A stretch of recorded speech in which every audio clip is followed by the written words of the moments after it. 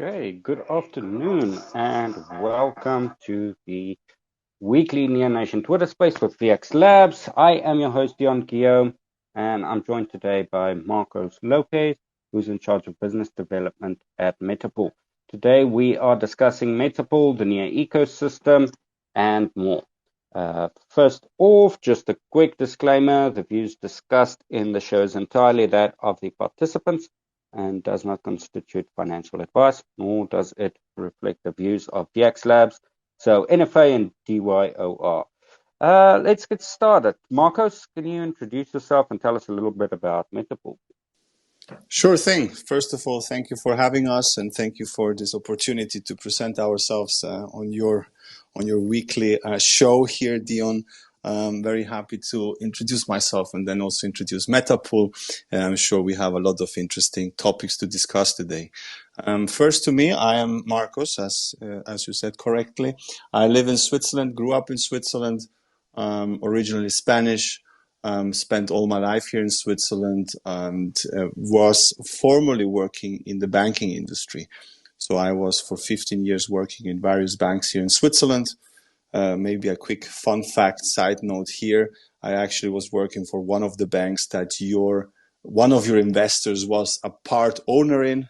So we're coming back to where I started basically in my financial career. And then after 15 years, we're working in banking, always in business development. I headed some teams, institutional clients, retail clients, online banks, private banks. So I did quite a little bit of movement here in Switzerland. And then, of course, COVID happened to everybody of us.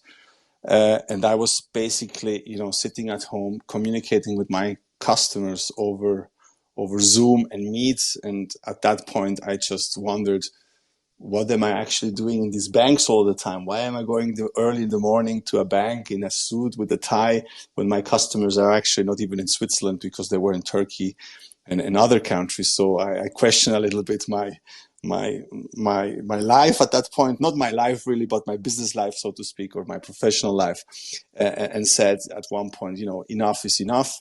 That was November 2021. So I said to the bank, look, it's all good, it's all fine, but this is the end for me. I will not go back to banking, and just decided to leave.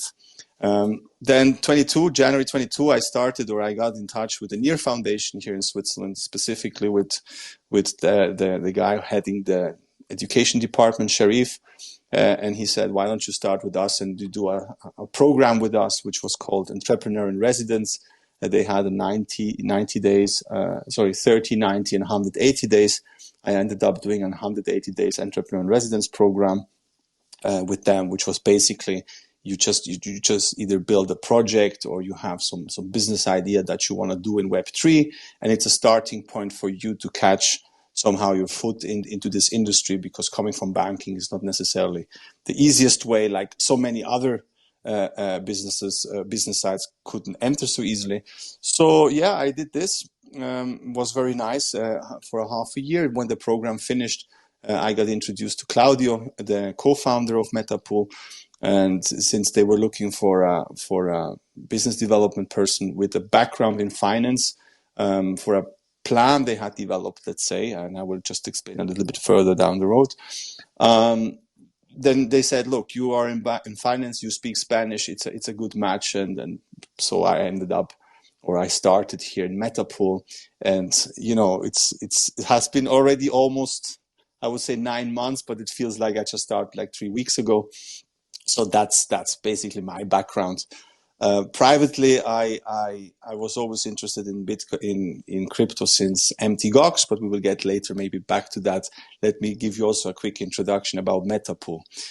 So Metapool is a liquid staking solution on NEAR. It was the first liquid staking solution on NEAR. It started by two co-founders, which is Claudio and Lucio. We are now live here on the mainnet since 21 months. Have reached a very nice TVL of 10 million NEAR staked with us. And what is important is that we distribute all of these ones to the validators. under a based formula and criterias, and we try to follow here the NEAR's approach or the NEAR Foundation's approach of decentralization and securing the network. So we have a formula for that to make sure that the network gets that we help decentralize the network with the distribution that we do, and on the other hand, by doing that, securing also the network. The liquid staking contract runs on a DAO, which is very important. Wasn't so important before, but now it's important because we just announced our governance program, our new governance program, and to which more details will be announced very soon on that end. We as Metapool started as a liquid staking solution, very, very simple on NEAR, so to speak, not simple, but just a NEAR focus. Now we are also on Aurora, doing liquid staking solution on Aurora. We just announced last week the whitelisting is opening. So if anybody of you wants to test it, whitelist is open. Just go to our website. You will find the link. Also, we will extend later on to Ethereum. And one of the things which Metapool is pushing very strongly, and that's where my background comes into it, we are integrated with various custodial partners, which is like Fireblocks, Credo, Finoa, regulated entities which can, hold digital assets. And this is insofar important because we're going to push also now to establish ourselves as a partner or infrastructure partner for fintechs and neobanks. The type of Revolut, not exactly the size of Revolut, but the type of Revolut with their applications and Visa, MasterCards, and so on. That's my introduction. If you have any questions, just shoot.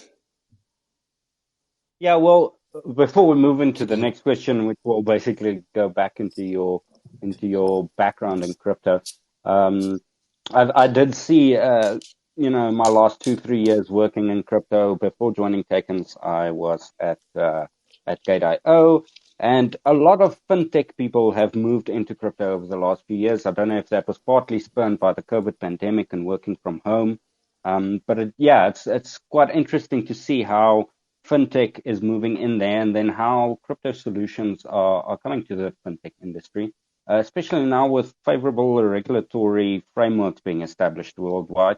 Like, I'm based in South Africa, and late last year they introduced pretty favorable crypto legislation, which basically just regulates it as a financial product or something like that. So we will discuss that a bit more in detail now with a regulatory framework and all of that. But let's take a look at what sparked your interest in crypto, and specifically what drew you to the NEAR ecosystem. You mentioned Mt. Gox earlier. Please give us a bit more there. So how did I start, right? So basically, I was working in a bank, and at one point, a friend of mine, like in so many cases, shows up and says, "You know what? We have to buy Bitcoin." And I was like, "Okay, cool. Let's just buy whatever that is." I mean, it's a friend of mine, but he has nothing to do with finance. He's not from banking. He's not from any other trading company or something like that. It's completely unrelated. He found it on a YouTube video or something and did some YouTube research, heavy YouTube research, whatever that means. And he just showed up and he said, "Look, we have to buy Bitcoin." And I said, "Great, let's just buy Bitcoin. How much do you need? What is it? What can we use it for?" I had no idea. And basically he said, it's some sort of financial replacement for currencies. At that time, nothing was very clear what it was or what it wasn't. And I said, "Okay, let's just buy it. What do you need from me?" And he says like, "No, I need you to figure out how to buy it because you're the banker." So that's how the story started. And I said, "Okay, let me just look into it and then figure it out." I did my extensive Google research, which is typing in how to buy Bitcoin or something like that at that time. And somehow Mt. Gox just, popped up there probably as a first search result on Google. We figured out, okay, you have to open an account. I think it was an orange page or something like that, if I remember. You have to somehow open an account or you have to send money. I don't remember exactly. I just remember that the payment took 2 weeks from Switzerland, from my bank account to Hong Kong. It was a 2-week process. We sent, I think it was 2,000 Swiss francs when we sent it. And at one point, we just got an email or, were notified that the money arrived. So I put 1,000, he put 1,000. We got notified it arrived. Then you go to this website, you just click a button, and then you just have a number there, right? And that number represents the bitcoins you just bought. The price at that time, people always ask me, what was the price? The price was, I remember it was like $210 per bitcoin. So that was my first purchase for bitcoins. Later on, I went back. I said, okay, here we go. We bought the bitcoins. What are we doing with it now? What's happening here? He's like, oh, I have no idea. We just need to own them. And I'm like, okay, great. So we just leave them there, I guess. It was just numbers on a screen, really. It wasn't bitcoins, because none of us really made the research and read white papers and stuff like that. We just bought it based on YouTube, idea, so to speak. After that, it went bankrupt. So that's the story. So it went bankrupt. You get these bankruptcy slips. These are some very strange, funny slips. They go. It's not a normal page and an envelope. It's just a slip that goes from up to down, explaining that you now have, you're a creditor in this whole thing and stuff like that. At that time, it wasn't a big story. I just gave it to my friend. I said, look, do whatever you need to do. If we get something, it's fine. And if not, then my money is gone. And I think he opted now to get the tokens. And once he gets the tokens or the early payout, then we will see, we will split them again. And, I will treat it as my money is gone. Whatever I get is fine. So that's how I started in crypto, really, or in Bitcoin at that time. Then later on, started all these IDOs and ICOs at that time. Of course, here being in Switzerland, living in Zug, not for crypto reasons, for private reasons, you had left and right everybody speaking about crypto. So I got engaged again, started buying stuff, selling stuff, participating in ICOs, making money, losing wallets, losing keys. I mean, like everybody who starts and tries something new and makes some, loses some, but at the end was quite positive so far. So that's how I stayed. And when I started then to look more into detail, when the ICO boom went down a little bit, I started to say, okay, I cannot just keep trial and error. I have to kind of educate myself a little bit. That's how I started to read up on the new protocols, layer ones, being Solana, being this, and Near in that sense, caught my eye like many others as well. And then later, I just ended, working with Near ecosystem just by a pure coincidence, to be honest. It was like they were looking for a business development person in the Near Foundation. They changed that role into not needing that position anymore. And, I was already in contact with them and they just said, look, but we have plenty of opportunity to participate in our ecosystem. If you're open-minded, you will find your foot to get into the crypto world, so to speak. With Near, I found that very open-minded and very, open arms policy. And as you can see now,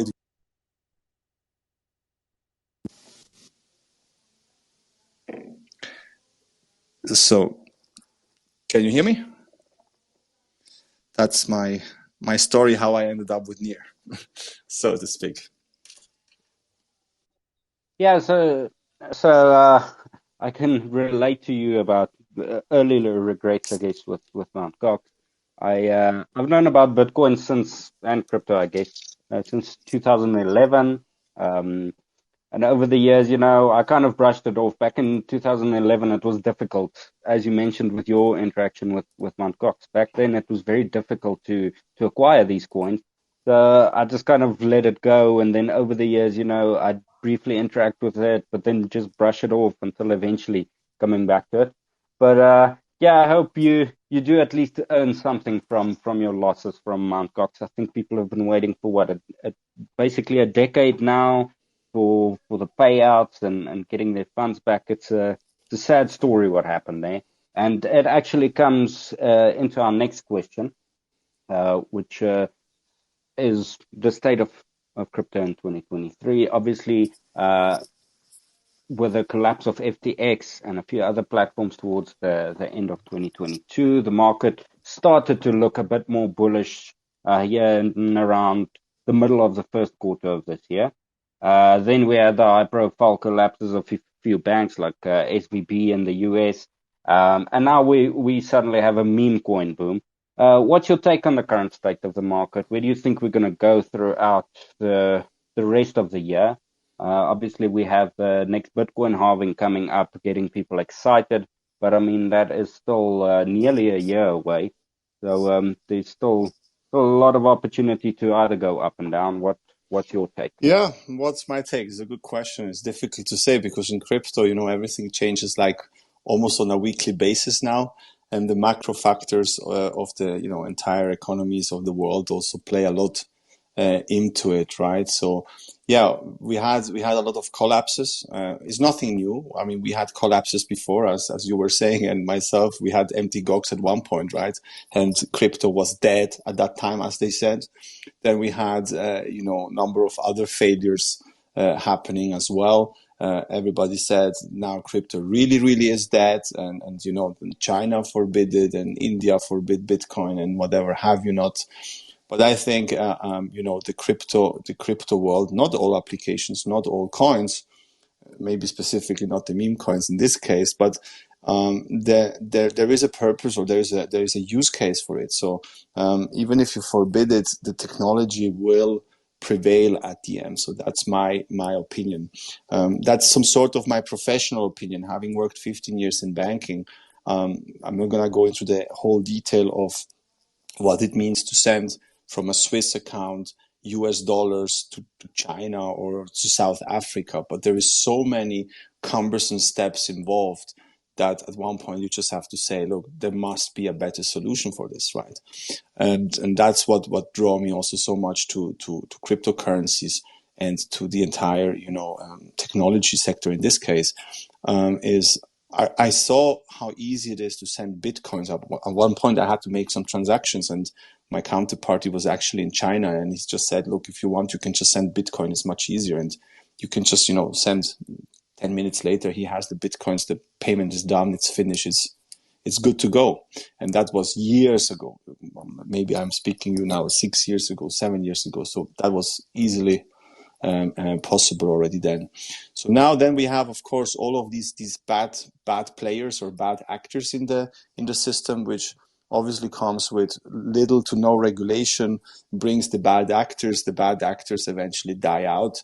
I mean, FTX collapse was not a blockchain or a crypto or a failure. It was a simple company taking the money of people that deposited with them and then lying to them and using it for different purposes. That's nothing new under the sun. Many scam artists and many companies have done the same. It's just it played out in the crypto world, right? And I still very positive long term. I'm very positive for it.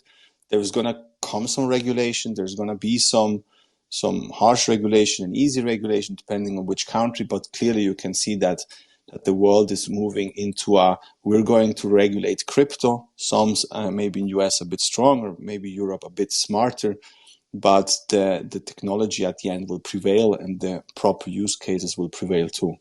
You mentioned Bitcoin halving. So what's happening for the next half year? Bitcoin halving is in April, I think, April 24.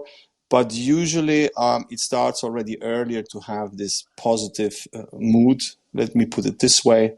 Some people call it the front running of the halving. Other people call it like the positive view of what's about to come. And Bitcoin still dictates a lot of the action. So if Bitcoin keeps going up, it takes the entire market with it. If Bitcoin goes strongly down, then it takes the market with it. So the halving definitely something that I believe is going to be very positive for the entire industry. And clearly you can see the meme coins. I mean, meme coins, they have not a real purpose. You just trade them, right? Because you think it's funny or there's a funny meme, and you create this entire community around a topic or a meme or a sentence or a word or whatever it is. And it clearly shows you that people want to trade something. They want to be involved. The money is there. The assets to invest are there. They just need to have, a little bit of a more positive environment. We had a long winter. Hopefully now with the good weather here, at least in Switzerland, coming soon, also the winter is over and summer starts. And I'm pretty positive for the second half year to see the market as a general going up again. No financial advice, of course, yeah, but that's my personal view on this. Yeah, it's actually quite funny because now when you started speaking, everyone always wants to know about the utility of a coin. what does it do? How they're going to benefit with it. And then when a meme coin comes along, they just throw money at anything and everything, and there's no utility. It's just for the fun of it. So I think, yeah, as we saw in 2021, we'll probably see this as the start of the next bull run. Obviously, a lot of people will make money, a lot of people will lose money, and that's why it's important to do your own research. But that's also why I think projects like Nia, like Metapool, like Veax, that has actual utility, will come out stronger during the next bull run, because once the meme coin season dies down again, people are going to want to spend money on things that have actual utility, actual use cases, and as a little bit more stability, I'd say. Um, so that also brings me into a little bit of a lighter topic. Um, if you had $100 to invest in any token right now, why would it be Nia? Yeah, good question. So first, let's start analyzing this. I assume I would have USDC or USDT on my Near wallet. So why would it be Near? I would first go to VX and buy the Near there, right? The new kid on the block, the new DEX here, in a fresh look. I mean, for people that didn't test or see VX yet, please do so. They have a fantastic look and feel, really fresh, really nice. I don't want to say Metapool as well, by the way, because we launched the ecosystem, so it's just coincidence. But there is some fresh colors, at least on the mood side, that should refresh everybody's mind a little bit about crypto. Now, why would it be Near? Obviously, because I can take the Near and then stake it with Metapool, right, to get that 9% APY, and then use the staked Near, which I get in return, and do some DeFi participations, like liquidity pools participation, or any other thing with lending and borrowing. So by that, you already have a good 9% by definition, right? Now, why Near as an ecosystem? Because I believe Near as an ecosystem is still a builder ecosystem, is still attracting builders as you guys, VX, very professional, great investors, great people involved. I know some of them, so really great people. So it still attracts nice builders. So in the next 6 months, 12 months, we will see what's happening, but they're really focusing on building a lot of good tools, like the blockchain operating system. We will see how that works and what that can bring to the entire ecosystem. But definitely Near didn't slow down and say, okay, let's stop a little bit, there is a bear market, we don't know what to do. They keep building, they keep attracting builders, which is very interesting. And I think for an ecosystem to grow, you need to have a lot of different applications, a lot of different tools to use to attract a wider set of users. And that's why I believe I'm still very bullish on Near. There is the price action wasn't maybe not that good, but so it was for everybody else as well. But I believe as an ecosystem, they will find a good way to keep going and to keep building, and not kind of stagnate a little bit. And that will eventually lead to the right results. So if you keep going, eventually the ecosystem will build itself up again, and the price action will reflect that. So definitely Near is strong. I have a strong opinion for Near. Yeah, so I couldn't agree more with you then, and obviously thank you for shilling all the right parties in your answer there. Um, I've used Ethereum a lot. I'm big in the ENS domains game. So when I shifted over now into starting to use Nia, and once Veax launched testnet and mainnet, and getting familiar with the ecosystem, um, the speed and the transaction costs and everything, it was just to me amazing that it was so. I don't want to say fluid, but it was pretty fluid. It's fast, it's cheap. Like we mentioned with the meme coins earlier, have just pushed gas on Ethereum into ridiculous levels that it almost becomes unusable. Whereas on Nia, I can still go trade and do all my degen stuff, which actually pushes us into the next question about the DeFi ecosystem on Nia. What's your opinion on the current DeFi ecosystem on Nia? What's missing to really turn it into a larger player in the Web3 space? Obviously, they recently launched the blockchain operating system, which we'll discuss a bit later. But the general DeFi ecosystem on Nia, what's your take on it right now? It's okay. The DeFi ecosystem is still early. I mean, I know we keep saying always like we are early, we are early, we are early, but the ecosystem in itself is in a growth or in a development and growth phase. It needs much more of everything. What I need by much more of everything is like Veax is coming into play. Some other players are there as well, and we need more of this. So this creates excitement, because then if you have one player doing something, the other player doing something else, people always tend to believe, oh, this is competition. It should only be me. Then I can take the whole market. But in my understanding, this is a misunderstanding, if you like.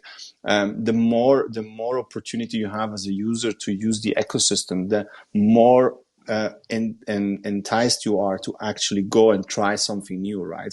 You go to VX, you try something. You go to I don't know, to Metapool, you stake something. You participate in Meta Yield, which is another product we have. It's a launch pad. You take the ST-Near, you go to VX, you do all of this, and the gas fees are very low, right?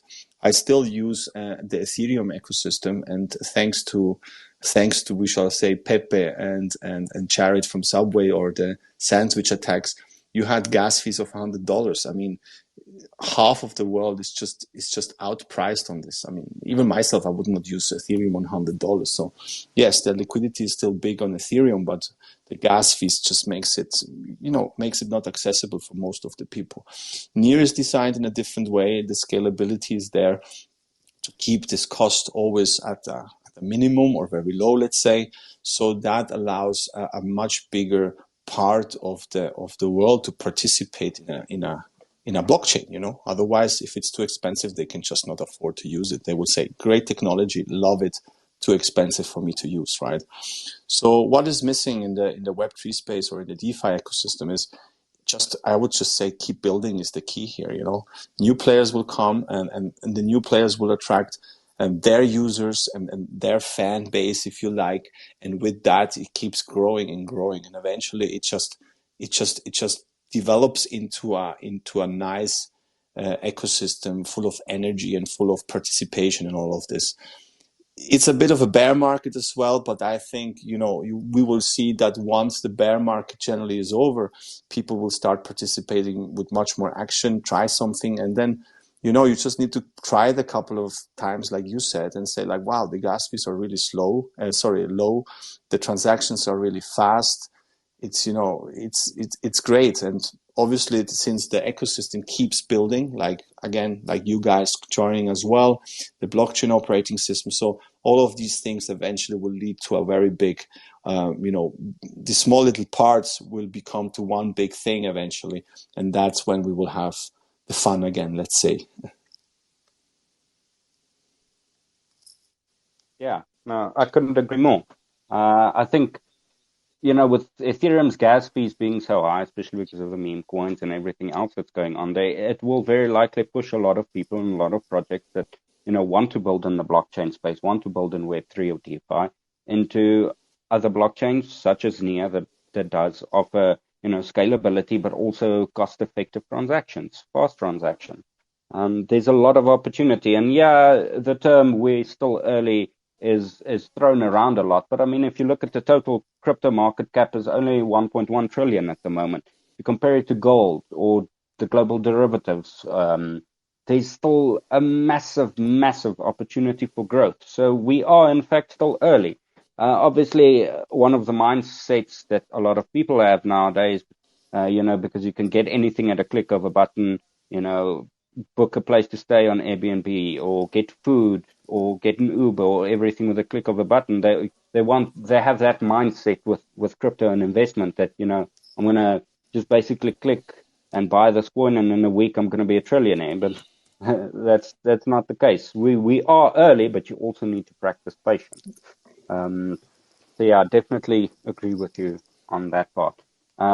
Now, moving on to the next question. As a lot of you may know, we recently launched Veax on our mainnet, and If you didn't know that, you can invest in Metapool's native Meta token on the platform. How has your experience from Metapool and just as a near investor been using Veax? And if I can put you on the spot, how hyper bullish are you on the Veax platform? So yeah, about the hyper bullish, very hyper bullish. Let me tell you. Let me tell you why. A little bit background as well here again. When I was working with teams, the people make more of the product than the product made out of the people. So what I mean by that is by just checking who is in your team, who is your investors, who is your the people at VX, you clearly can see that you have here some heavy hitters, some quality people, some really strong persons working with and for VX. So that's kind of a no-brainer. I've seen this many times in my life. When you put too many great people together, something good always comes out of it. And clearly, I have, of course, tested your platform. I went, of course, there because I'm more of the person of, try something, not read about it a hundred times. As I was telling you, I bought the Bitcoin, and many years later, I read the white paper, which was a mistake. But this is a little bit how I operate. And I went there, tested it, tried it. I mean, it looks amazing. It works amazingly. Click, click, done. There is no, half an hour waiting or whatever. So it's a really cool experience. So the experience was really nice.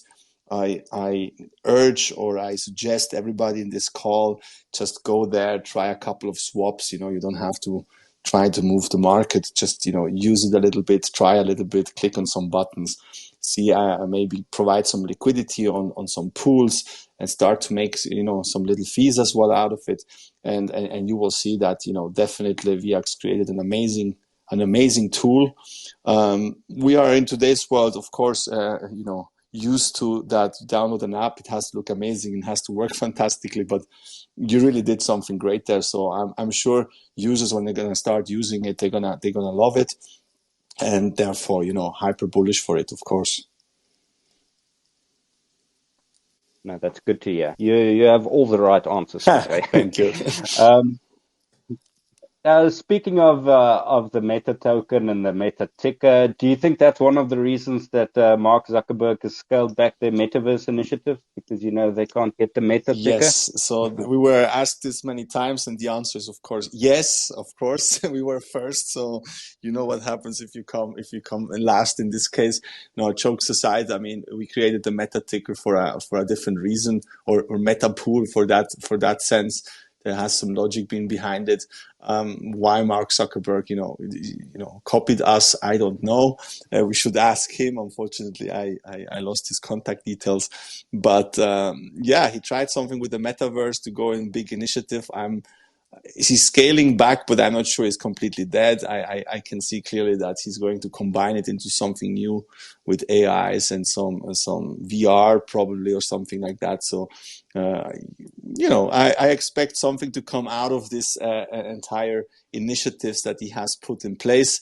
Maybe not the metaverse in his first stage as he decided to do, but maybe something great will come out of it.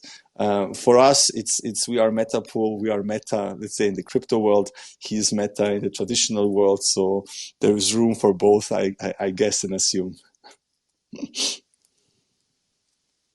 Definitely. No, when I speak to him again, I'll ask him, and we can finally put it Great. correct. I'll ask him for a full Let us statement. know.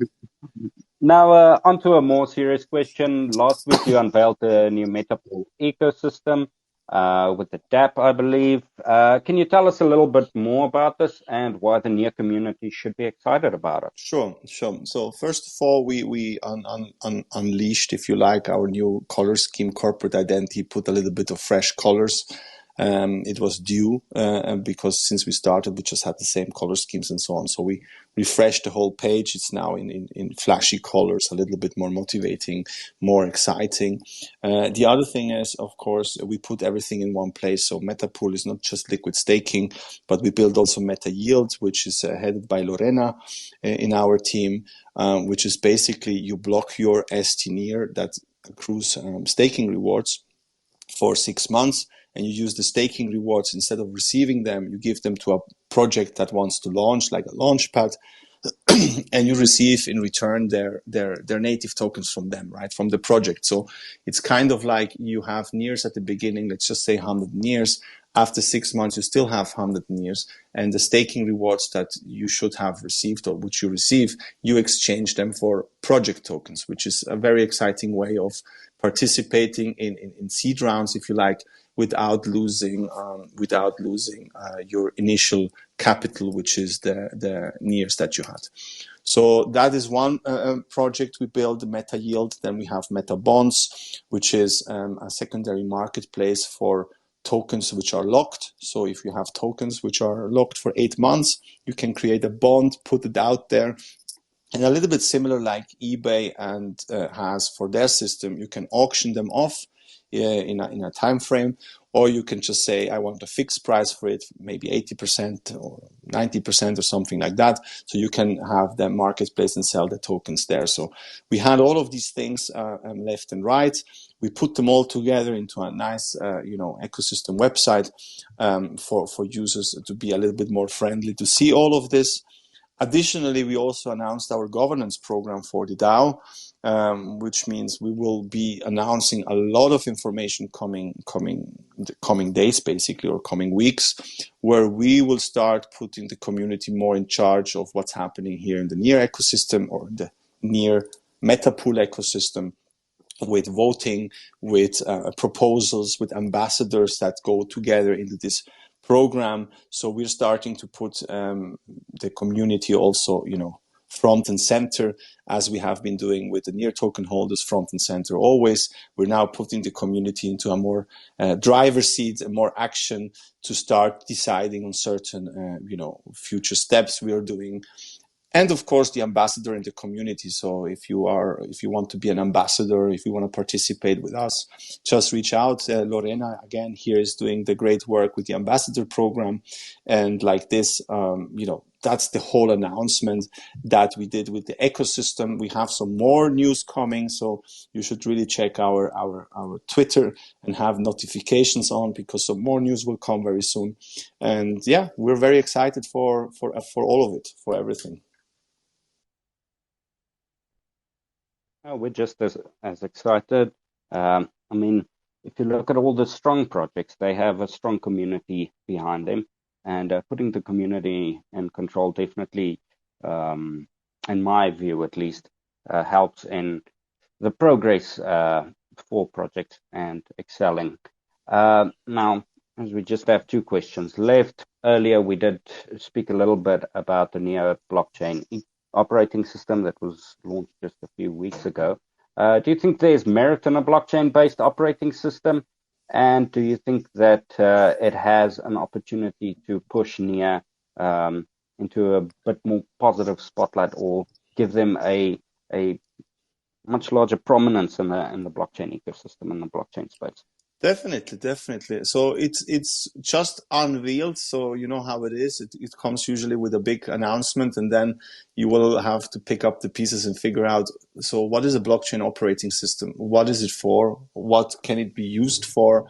And why do we need it? That's usually a good start. And does it have a merit to exist? I guess yes. I think yes, definitely. But like with many things, is you're probably only going to figure out what you can use it for and how you can use it and how the benefits will come out of this once you start seeing applications and so getting integrated in all of this. Definitely NEAR has a big shot in becoming the leader in this, because it's, as I know, the first one doing something in this direction. We have seen some other applications, layer ones, having, for example, a mobile phone with their own operating system for the mobile phone, but an operating system just, based on or for the blockchain is something new, is very exciting. From what I have been seeing and from what I have been hearing, is it will be a complete new experience, because at this point in time, what is the biggest issue, right? If you are participant in any ecosystem really, the onboarding is complicated. You cannot lose your seed phrase. You have a lot of friction to get to something. You need to know how to use everything. You need to know which application, and it's really cumbersome for the majority of the people, right? So the blockchain operating system hopefully, promises to change a lot of this and make everything more seamlessly easy, fast, and much easier to understand and to onboard eventually that 1 billion users that we're all trying to onboard into the near ecosystem. So with this, I think the applications and the opportunities are not yet clear, not yet explored, but I think definitely that Ilya and his team is doing a great job here, and really looking forward what comes out of, as they call it, the boss, right? But definitely something to watch for. We're going to be integrating our stuff as well. And from the basic understanding that I have from the blockchain operating system, it definitely will allow a lot of projects and a lot of participants to operate in a much smoother and easier way, which is definitely something that we all can be looking for. Yeah, no, that definitely makes sense. Sometimes it may be too early to tell, but I definitely think there's some first mover advantage, and it will show off the opportunity for blockchain-based operating systems. On to the final question for our show today. It's a lighter subject. You've been working in the crypto space for a while now. You mentioned that you moved over from fintech. What advice would you give to those out there that are thinking of making the leap to work in crypto or DeFi, or just the blockchain space in general? Where should they start? Is it worth it? Good question. So we start by is it worth it? I mean, you hear, is it worth it? It depends a lot on the person and the personal situation, right? As a first, I left banking, so I left that corporate world. So I was not, let's say, the one attracted to crypto, running towards crypto. As a first, I would say I was running away from banking and the corporate world, right? So if you like this corporate structure, if you like this daily meetings, hundreds reportings, and whatever have you not, with a tie and a suit and five espressos and all of this, then probably most of the Web3 world is not for you.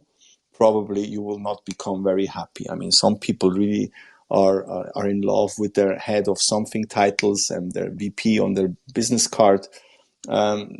Probably then crypto is not so much for you. If you want this corporate world, structure world, that typical world that there exists in the corporate environment. Web2 is for me much more open. You work from home, you can meet so many people, you can have contacts with people in Singapore. I mean, usually the discussion always starts on a meets like, where are you based, right? So this is the first question. So you can meet so many people from a variety of places. For me, definitely is something that I enjoy. But it is not necessarily for everybody. Some people just want to have that, water cooler discussion and go to the office and have that environment. I left it after 15 years was enough. I'm not looking to get back into that. So that's definitely something. Now, if you should participate in crypto and DeFi, I think, again, everybody should answer this question for themselves.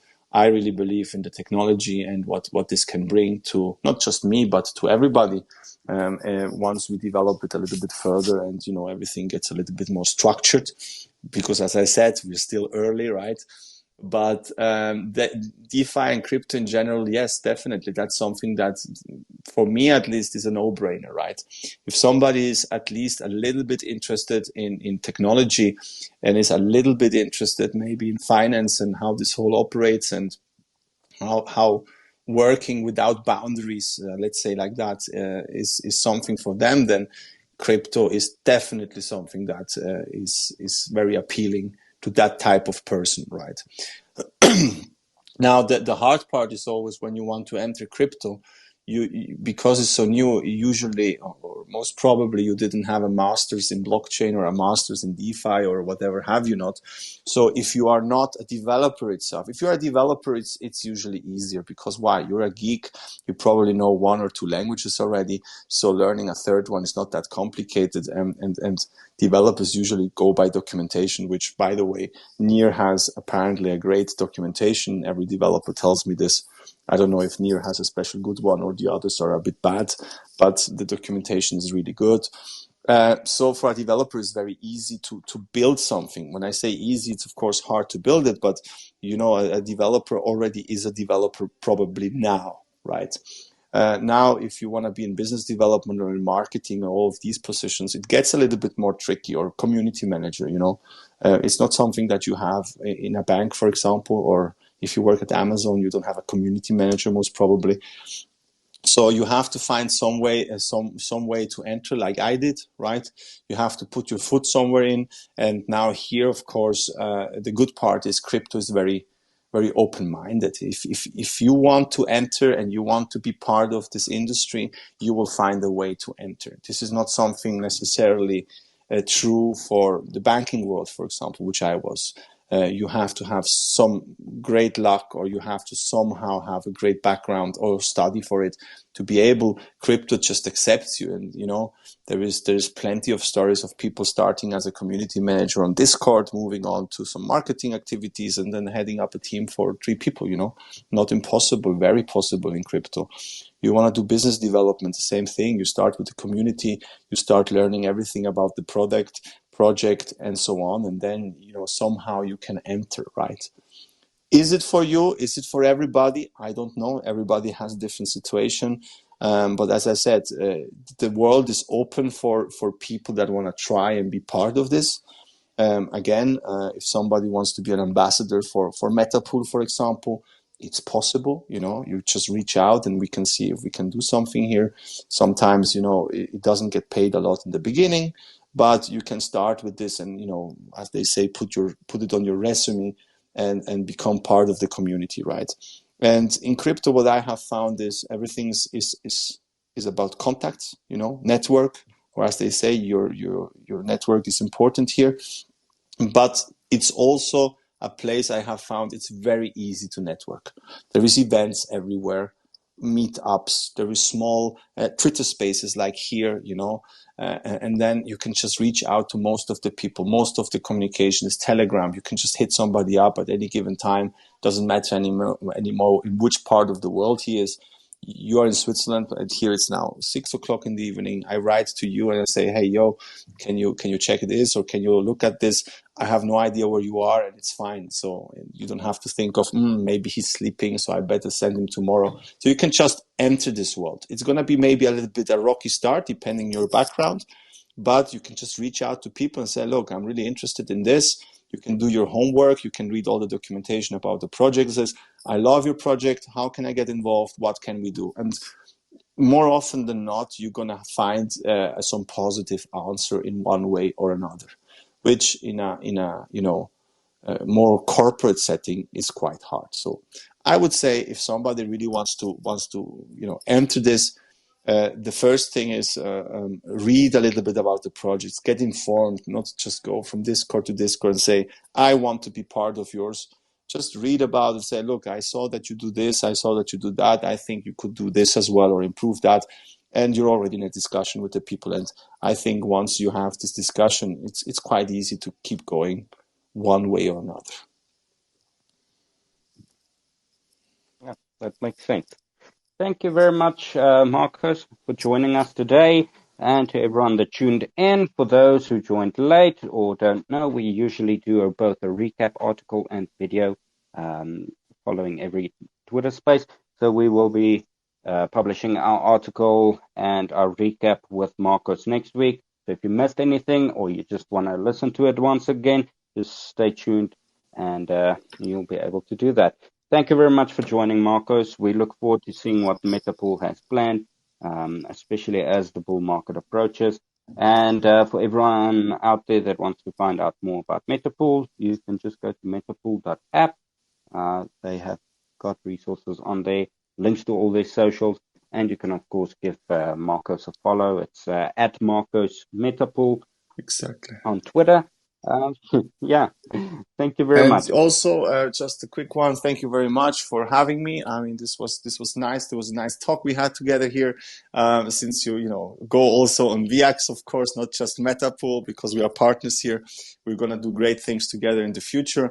And also, we have here in the call Francisco, for example. He is our AMA and Twitter and specialist. So hit him up if there's any questions. We have also some other people in the call. So feel free if there's any question, anything you want to know, anything you want to discuss, just reach out to anyone and happy to have that discussion. And otherwise, just, go buy near, stake it with Metapool and then, do some liquidity on provision on the Veax platform. So that's my last sentence here. Thank you very much. And that's all from Neon Nation this week. Tune in again next week. We do host the Neon Nation Twitter Space every Thursday at 3 p.m. UTC. Goodbye, everyone.